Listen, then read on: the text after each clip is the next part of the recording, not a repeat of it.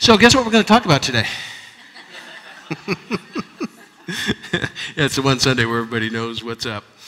So the resurrection of Jesus, it is the arch, cornerstone, central point of the Christian faith. If it weren't for a dead guy who got up from the grave, just as he said he would, we would not be here. There would be no Christian faith. It all hinged on the resurrection of Jesus. Now, the Easter story, I find it to be complex. It's detailed. The descriptions vary. It's interesting. So many people in the first century witnessed Jesus rising from the dead, and their descriptions of the event are different because they were looking at it from different viewpoints. But what is interesting is that of all of the eyewitnesses, though their detailed descriptions are different one from another, the conclusion that they all reached was identical. And so what on the surface appears to be an unbelievable story, as we'll discover today, is in the title of my message, Unbelievably Believable. So let me be up front, just boldly state, why do we believe Jesus rose from the dead? Well, it begins with the fact that these key players all believed that he rose from the dead. Matthew, Mark, Luke, John, James, Paul. We could add Peter to that and a host of other names. But what they all share in common is that they believed it. They believed that the Savior has indeed been risen.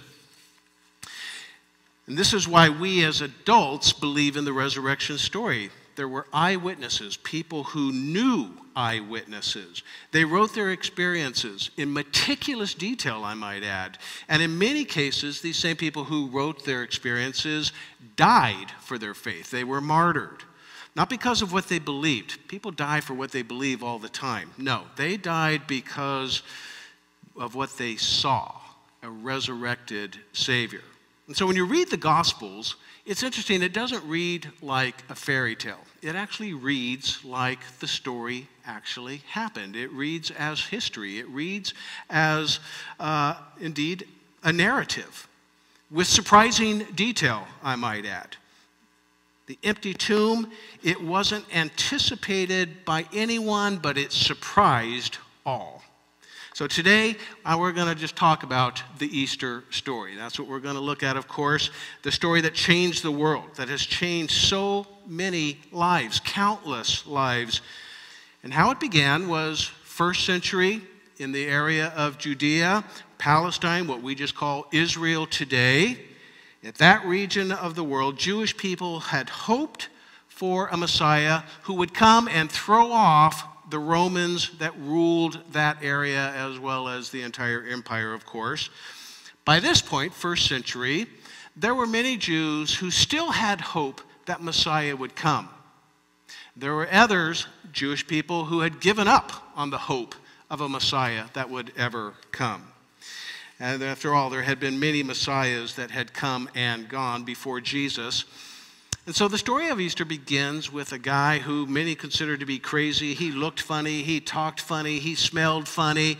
His message to the Jewish people was to repent from their sin and turn toward God. He said that one would be coming that if you're not ready, you'll miss him. Of course, talking about John the Baptist. And then onto the pages of history walks Jesus of Nazareth, who taught like one with authority that no one had ever seen before.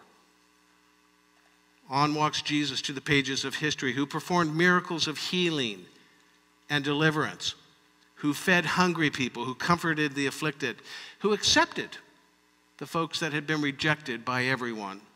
And over a short period of time, large crowds are now following Jesus. His name is known throughout the region, his popularity steadily increasing. And the event that really put his name on the map, that made him over the top in terms of popularity and got everyone's attention, was when Jesus showed up late to the funeral of a good friend of his, Lazarus. Several days late, as a matter of fact. In fact, the story tells that Lazarus had been placed in a tomb and the decaying of his body had already taken place. Jesus intentionally shows up late, stands at the tomb, and calls forth Lazarus. And of course, we all know the story that Lazarus came out, the dead now living. And when that happened, the religious leaders of Jesus' time, at that point, they were threatened now by Jesus' popularity. Very threatened by it.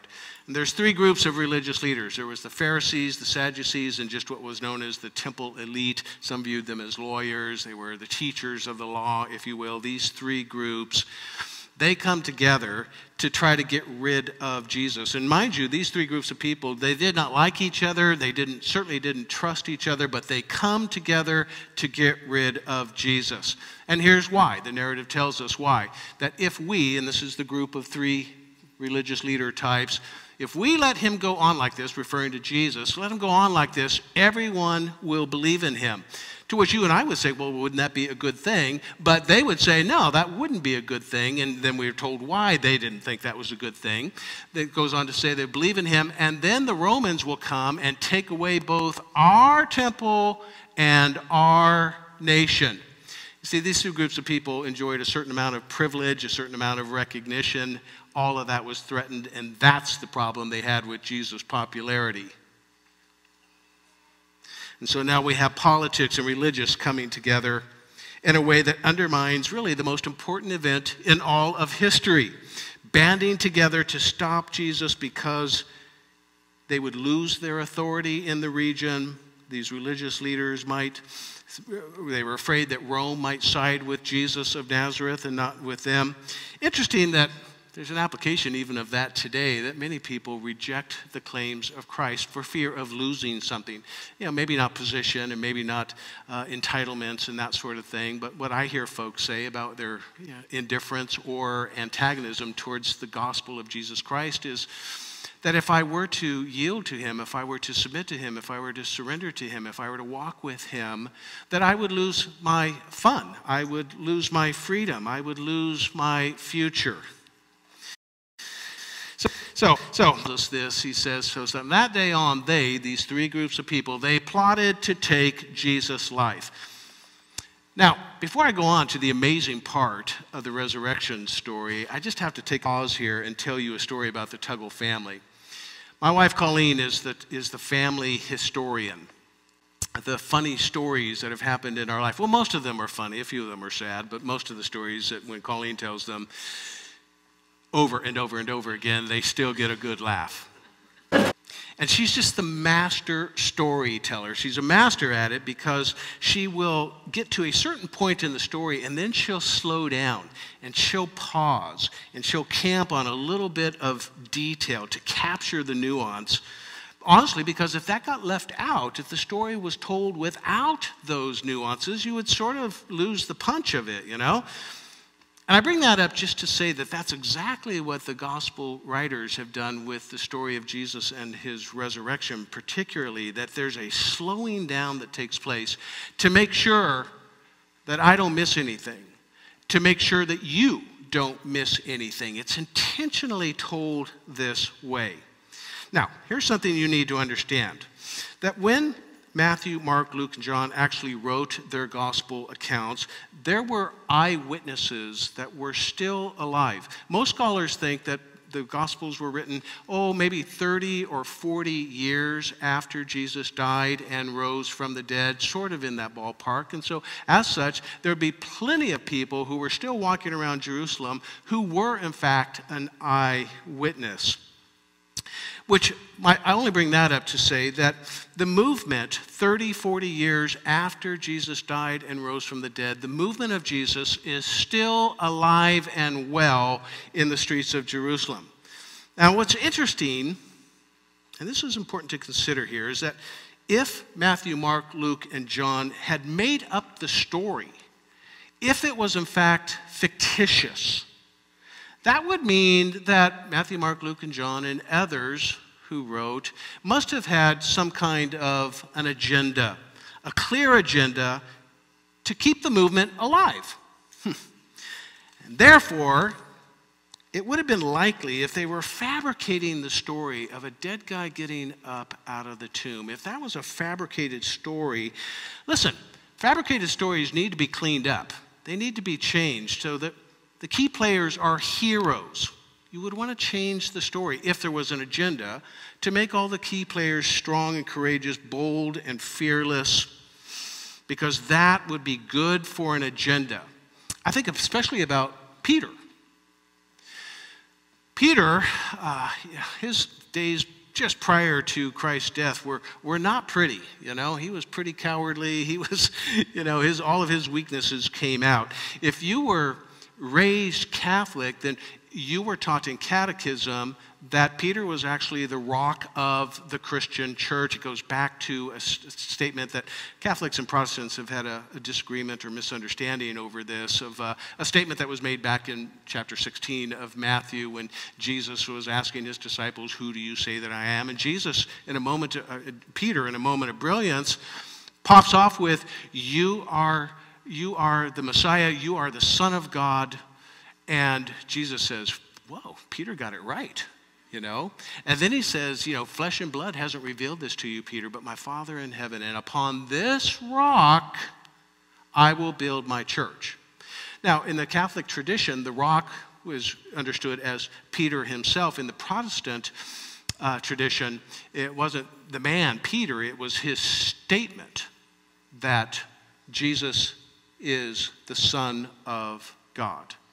So, at any rate, if you were going to write the story according to an agenda, if this was all made up, you would want to, especially Peter, would want to change the story to where you present yourself as strong and courageous. If it was an agenda, the gospel accounts, bottom line, would have a spin. And the spin would be that we were all courageous, that we were faith-filled, that we had special skills. That's what you do when you're making up a story that's fictitious. But when you read Matthew, Mark, Luke, and John, you find just the opposite. When you read these gospel accounts at the end of Jesus' life, what you discover is that these men portray themselves as being very real, real specifically, and that they were real scared, that they were real insecure, and that they were real concerned. That's what you read about Peter and all of the other disciples. In other words, the gospel accounts, they read just like history, with amazing detail, I might add. For example, the details of the realness. Here we go. How about this? The night Jesus was arrested, one of the disciples was wearing only a linen garment. I'm not sure, maybe it was warm, not sure what was up with that. But at any rate, he ends up getting stripped and runs away in the middle of the night buck naked. One of the disciples, the night Jesus is arrested. Peter, standing around the courts while Jesus was being talked to by Pilate and the religious leaders, the temple chief priest and all of that. And of course, we know the story of Peter, who denied knowing Christ 3 times, and the rooster that crowed and all of that. He's intimidated by this middle school girl. None of the disciples stick around for Jesus' funeral. They're all huddled and hiding behind locked doors in fear, really fear that they would be next to be crucified. After all, Jesus is dead. It's game over. Rome wins. Jesus loses. And I just have to say one more thing about the burial of Jesus. This is just part of the story, and it's interesting to me. Do you know who buried Jesus, who took the body and put him in that tomb?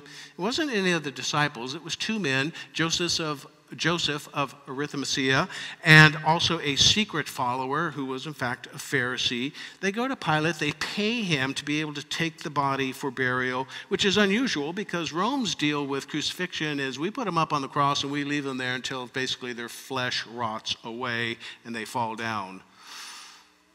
Just to make a message to all who would dare challenge Roman rule. That was a common practice back then.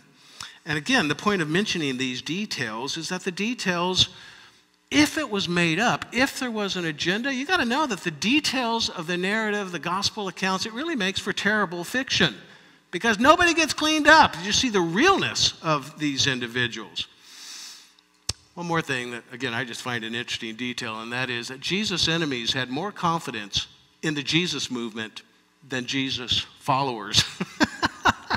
Let me explain that. The chief priests, the Pharisees, who, again, didn't ordinarily get along, they go to Pilate and they say, after everything's said and done, they go, Pilate, I know that, you had a trial for Jesus that you didn't want to do and that you crucified him on the cross that you didn't want to do. But then Pilate you let these two guys come and you let Jesus down from the cross and allowed him to go and to be buried. And actually now we have a little concern about that. We have one more favor that we need to ask of you. I'm wondering if you can maybe put guards at the tomb so that no one steals Jesus' body. The way it's depicted in the story is this. Sir, they said, speaking to Pilate, we remember that while he was still alive, Jesus was still alive. And interesting, it's the enemies of Jesus who remember this statement. The deceiver, they refer to him as a deceiver, Jesus. The deceiver, Jesus said, after 3 days I will rise again. So give the order for the tomb to be made secure until the third day. I just think that's hilarious that the enemies of Jesus remembered that statement, but the disciples themselves did not. Now, I don't think that these folks actually believed in Jesus rising from the dead. After all, they refer to them as a deceiver. Jesus was a deceiver about this. But, Pilate, you allowed him off the cross. There's now a risk of a trick being played. So, Pilate, listen, we need you to take some action here. Otherwise, his disciples may come and steal the body and tell the people that he has been raised from the dead. This last deception will be worse than the first. The first deception, apparently, from their viewpoint, is that Jesus claimed to be the Son of God, claimed to be the Messiah. The second deception is that he pulled off his claim, as is evidenced by rising from the dead. They were worried about that second deception. In fact, so worried about it, they said this, that take a guard, Pilate answered, go and make the tomb as secure as you know how. They were so concerned about this that they come back to Pilate asking one more time for this last favor. And so here's my point, Living Hope, is that there's no way, not in this world, that Jesus' followers were going to steal the body. You know why they wouldn't steal the body? Because bottom line is that stealing Jesus' body was dangerous as well as pointless. You think about this. If they weren't willing to die for Jesus when he was alive, which they weren't, like I said, they were nowhere to be found. They're not going to risk their lives for Jesus now that he's dead. In other words, why die for a dead man whose death disproved everything he asked you to believe while he was alive? These men, they saw the horror of the crucifixion. And they knew that that would be their destiny. That's why they were hiding. If Jesus could not save himself, he could not save them. It was simply too high a price to pay, perpetuating a lie that doesn't really offer a destiny of power for the followers. All it offered would be a destiny of painful death. And there's another reason why they wouldn't want to steal the body, is that when you read the life of Jesus and the ministry and the teaching of Jesus, unlike other world religions that put a big emphasis on the truths of their religious leader, the principles of that particular brand of faith, in the Christian faith, yes, we have principles, and yes, we have truths. But in the Christian faith, the emphasis is not the truths, and it is not the principles. It is the person of Jesus. He was the message. His life was the message. In other words, what Jesus taught about was basically, hey, this is who I am, is what he would tell his disciples. I am the Son of God. I am the resurrection and the life. I am the way, the truth, and the life. I am the Son of God. I am the Messiah. His message was about himself. And so everything he said about himself in the minds of the disciples became a lie the moment Jesus died. And so why would you risk your life for a man whose death undermined everything that you were asked to believe? If Jesus couldn't stay alive to keep the movement alive, why would these men risk their lives to keep a lie alive? It makes no sense. Their lives were already in jeopardy as it was. Stealing the body would have only sunk them further into danger. Over a lie? I don't think so. So, to kind of summarize things, now you have nervous religious leaders, the Pharisees, the Sadducees, the temple elite. Now you have terrified apostles. Now you have despondent women. And now you have confused Roman soldiers. Like, what are we doing here guarding a tomb, guarding a dead body? That's where we're at in the story. But I'll tell you what you don't have in the story at this point is nobody is anticipating a resurrection. Nobody is there selling tickets to what arguably is the greatest event in all of history. I mean, I'm kind of entrepreneurial, man. I'd like to think that if I were there, I would have been out there selling tickets to this thing, and having a big, big screen TV countdown and all of that to witness the greatest event of all history. But no, you don't have anything like that. What do we have? Well, you have exactly what you would expect if it actually happened. And so here we are 2,000 years later. Millions and millions of lives have been changed by Jesus Christ. Today, people gather all over the world. We gather here not because someone gave inspiring lectures, though Jesus did. We gather here not because someone died on a cross. We gather here not because somebody stole a body. I promise you that. Now, we're here on this because on that first Easter morning, when that group of despondent women showed up at the tomb to re-embalm the body, which had already been embalmed, but dudes did it, and so they didn't do it right, so they had to come back and get it right. And when these women showed up, they were expecting a body. I mean, and these women really had more faith than any of the guys did throughout the years of following Jesus. But even these women expected a dead body to stay dead. In fact, the truth is, at this point, no one was expecting an empty tomb. But there was an empty tomb. And so this same group of terrified, despondent followers are now pouring into the streets of Jerusalem.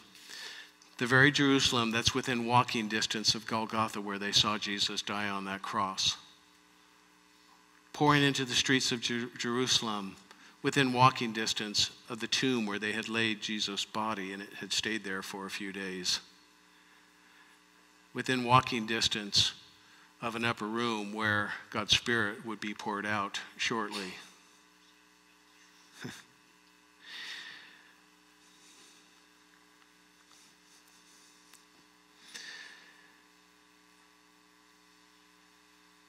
The reason why the Jesus message survived the Roman Empire, why the person of Jesus is so well known today, believe me, it wasn't because of what Jesus said or because of what he did. It wasn't because his followers, what they said or what they did. Now, we know of his name today because, in fact, he rose from the dead. And what happened to those followers at the first Easter, I pray will happen to all of you. Because there was a transition that took place. Before experiencing the resurrected Christ, and people believed in Jesus, but the transition was after beholding Jesus in his resurrected state. They moved from believing in Jesus to now trusting in him. That was the transition that took place. The first century, everybody knew about Jesus, and everybody believed that he was a good man, that he was a great teacher, that he might have even been a prophet in the first century. Everybody believed that. And that's actually true today. That 90% of people believe in the historical Jesus, that he actually walked the earth 2,000 years ago, that he had really positive influence of love and goodness. Everybody believes that. Even the major religions believe this. It's interesting that most of the major religions that are out there acknowledge and honor Jesus. They acknowledge his teaching and his influence, having made the world a better place. In fact, it's been my observation that even people who have zero interest in knowing Jesus or following Jesus or exploring the claims of Jesus, who are just concerning spiritual issues. They're just, totally indifferent and meh, whatever, who cares? Even people like that rarely have a negative thing to say about Jesus. Christ followers, that's a different story, but Jesus himself, most everybody's pretty good with him. And my passion today is that everyone here would cross this line. And why would we want to do that? From going from merely believing in him or believing some things about him to actually putting our trust in him. Why would we want to do that?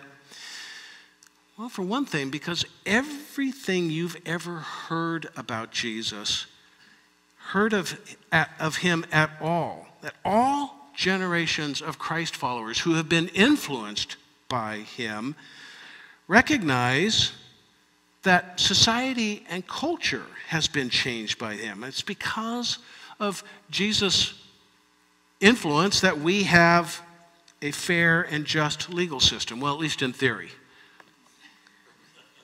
Could I say used to be? No, that's a different sermon. Okay. It's because of Christ followers' influence that we have a quality education. It's because of Christ followers' influence that top hospitals and healthcare have been established. Societies that have some degree of moral decency because of the influence of the gospel of Jesus Christ. Really, the elevation of women and children to equal that of men, brought to you by Christ followers, by Jesus himself. So, in other words, the very people who brought you the Jesus you respect are the ones that claim he rose from the dead. The very people. Which brings me to another question, particularly if you're watching online or if you're here this morning and you're somewhat skeptical about all of this stuff. Here's a question for you.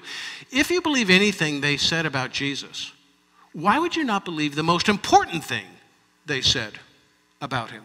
Why would you not believe the most important thing? So here's my invitation to you. Why not go the whole way? Why stop at just being a respecter of Jesus?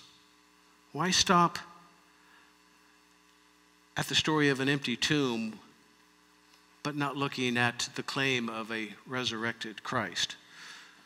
Because anything you know about Jesus, anything you've heard about Jesus, anything you respect about Jesus comes from the lips and the writings of those who poured into the streets of Jerusalem shouting, "He's alive!" In fact, many of those first century Christ followers died. They were martyred because they followed him after they witnessed Jesus being alive. And so when you cross this line of believe in Jesus to trust in Jesus, Jesus moves from being your teacher, from being your example, from being your role model, to becoming your Savior. And so here's my question for you. I think everybody believes, just about everybody on the planet believes a historical Jesus lived. Very few people question that fact anymore.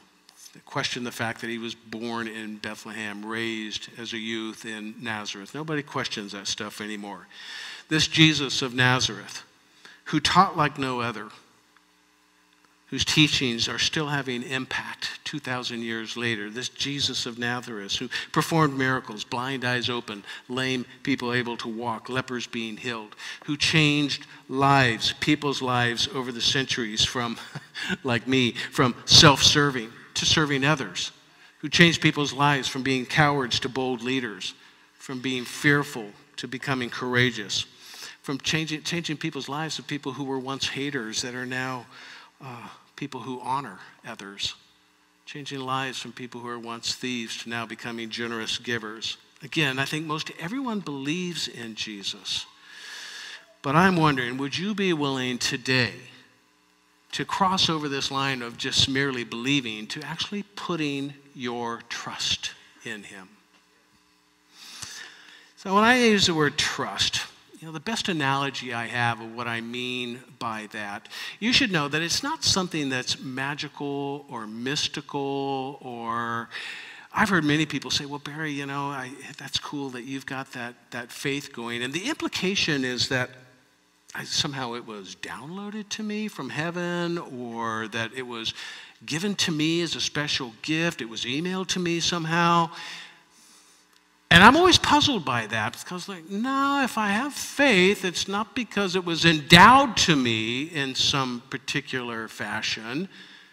I just simply made the decision to move from believing to trusting. So the best analogy I have of that would be much like how we would trust a stool that we sit on. We look at that stool, most of us aren't going to think twice about, does it have what it takes to support me?